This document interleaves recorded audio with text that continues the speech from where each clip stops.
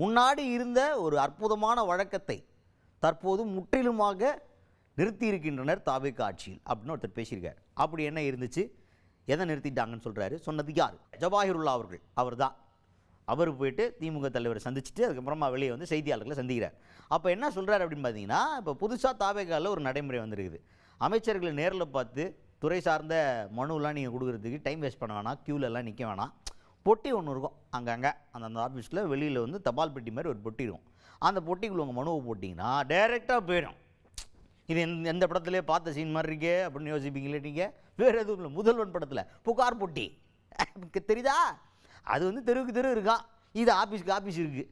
நீங்கள் வெளியில் ஏன்னா தெருவுக்கு தெரு இருந்துச்சுன்னா ஆள் விட்டு எடுக்கணும், அந்த தெருவுக்கு போய் எடுத்து தரணும். இப்போ ஆஃபீஸ்க்கு வாசல்லே இருக்குன்னா அப்போ டீ காப்பி பிரேக்குக்கு போகையில் அப்படியே அந்த பொட்டி தந்தா இங்கே வந்துருச்சா அப்படின்னு எடுத்துகிட்டு போய் உள்ளே வச்சு படிச்சிக்கலாம். நல்லா இல்லை, ஒன்றும் பிரச்சனையே இருக்காது. அதுக்காக ஒரு கன்வீனியன்ஸ்க்காக மக்களும் அதில் பாவம் க்யூலெல்லாம் நீங்கள் ஏன் நிற்கிறீங்க, பொட்டியில் போட்டு நீங்கள் பாட்டுக்கு வீட்டுக்கு போயிருங்க, அது போனால் போதும் போகலன்னா போகுது அப்படின்ற மாதிரி. ஏன்னா பொட்டியில் இருக்கிறது அவன் இப்போ ரிசீவ் ஆச்சா இல்லை, அது மேலே நடவடிக்கை எடுப்பாங்களா இல்லையா, அதெல்லாம் பெரிய இது எப்படி வந்து அதை ஒர்க் அவுட் பண்ண போகிறாங்க அப்படிங்கிறதுலாம் பெரிய கொஸ்டின் மார்க். அதைத்தான் ஜவாஹிருல்லா அவர்கள் என்ன சொல்கிறாரு, சிஎம் செல்லுன்னு ஒன்று இருந்துச்சு, அதுக்கெல்லாம் எழுதி போடுவோம், நம்ம மனு கொடுக்குறதெல்லாம் நேரடியாக போய் கொடுப்போம், அந்த மாதிரி மனு கொடுக்கும்போது அது எதிர்க்கப்படும் அப்படின்ற உத்தரவாதம் நமக்கு ஒரு அளவுக்கு கிடைக்கும். ஆனால் இந்த மாதிரி இருக்கிற முறையில் என்ன உத்தரவாதம் இருக்குது அப்படின்னு கேள்வி எழுப்பியிருக்காரு ஜவாஹிருல்லா அவர்கள்.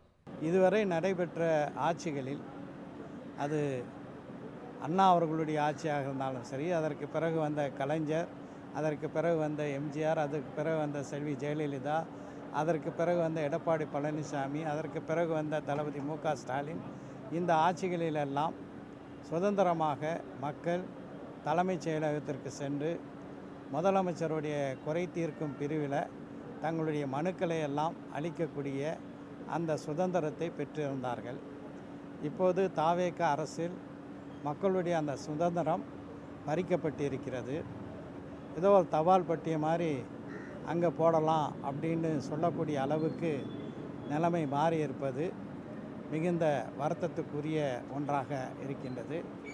அதே நேரத்தில் இதுவரை இல்லாத அளவுக்கு முதல் முறையாக தமிழ்நாட்டு அரசாங்கத்தினுடைய தலைமைச் செயலகம் ஆளுங்கட்சியினுடைய செயலகமாக மாறி புதிதாக கட்சியில் சேரக்கூடியவர்களை இணைக்கக்கூடிய ஒரு தளமாக அது மாறியிருப்பது மிகுந்த வருத்தத்திற்குரிய ஒன்றாக இருக்கின்றது.